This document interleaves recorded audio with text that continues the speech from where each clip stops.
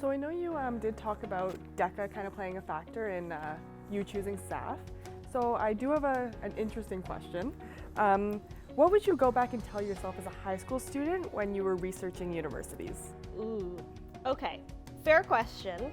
And I will fully, caveat this with the fact that I don't know who I was in high school. I think about it now, and it's been, I guess, like 8 years since then, and sometimes I feel like a whole new person.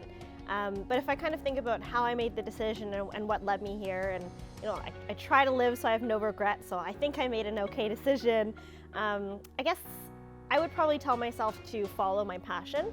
I think, throughout the course of high school, I definitely felt the pressure of, I went to a pretty STEM-focused school. A lot of my friends were interested in STEM, and it was just kind of this feeling that, like, oh, maybe my parents want me to be a doctor. Like, they would be so proud.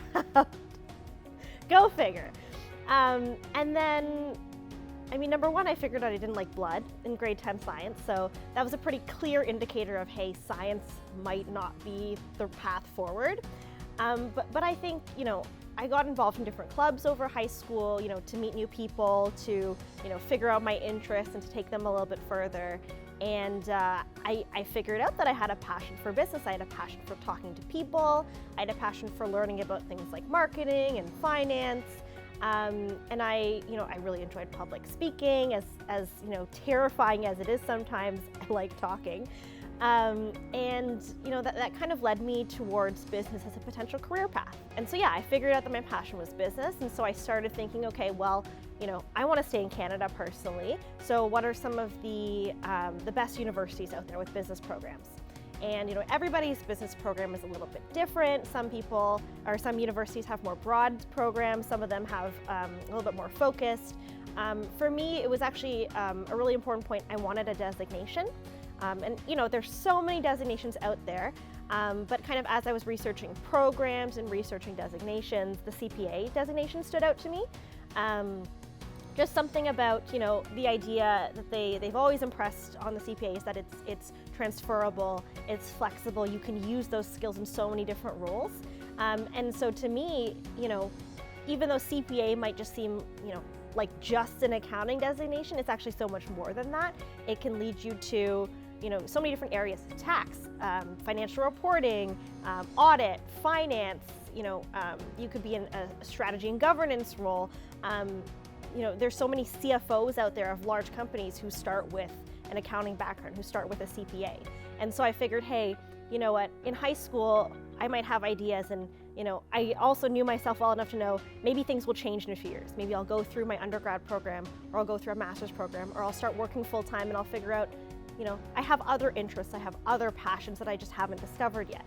Well, why don't I pick a designation that lets me transfer my skills, from pathway to pathway, from one area of interest to another, even though it seems like just an accounting designation. So from there, from business and kind of from accounting, I narrowed down my top choices for universities, and SAF, specifically the Accounting and Financial Management program, was, one of my top choices, because I think when you have such a clear goal in mind, when, in my case, when you want your CPA and you have this program that, very clearly outlines the path to CPA, it made it so easy for me in that, I know where I'm going and I know how to get there. And certainly there's things I can do along the way. I shuffled my courses around at times so I could do things like go on exchange, or, I definitely had a lot of late nights because I wanted to be involved in so many extracurriculars. But I had a goal, I knew the path. And so for me, that's kind of what bumped SAF up and bumped AFM up to the top of my list of potential programs. And beyond that too, I looked at the broader university. Waterloo, I think, is just such an accepting place. They like to boast, especially at clubs fair at the beginning of every year, there's a club for everyone and there's a club for everything.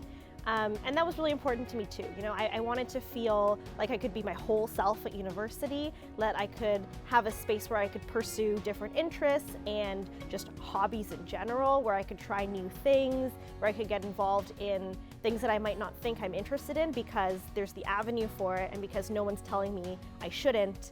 And so, I think overall that kind of led me here to AFM at Waterloo in a business program. But it came about from just this idea of what is my passion, where can I explore that, and where will I feel comfortable doing that. Awesome. I think that's so funny to hear how sometimes I do know, even from my experience with my parents, not necessarily like they want you to choose for yourself and make sure don't do what I did just because I did it. And then I think it's so funny the way it works out that sometimes naturally that's just where you end up going. Exactly. I think that's awesome. And I think even as we were talking about earlier with you now being in tax, and I think you following your passion is definitely something you've continued to do, which I definitely admire, and I think that's fantastic.